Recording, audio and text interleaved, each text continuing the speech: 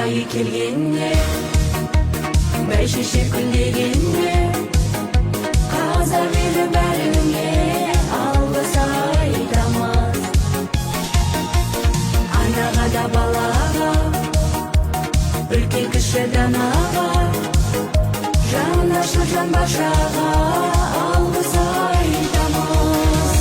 Бұл мереке ең ғажап күн екен, аман іздер. Құрметті әріптестер, сіздерді көктемнің әдемі мерекесі алғыс айту күнімен шын жүректен құттықтаймын. Бұл күн сыйластық пен мейірімнің, ризашылықтың мерекесі.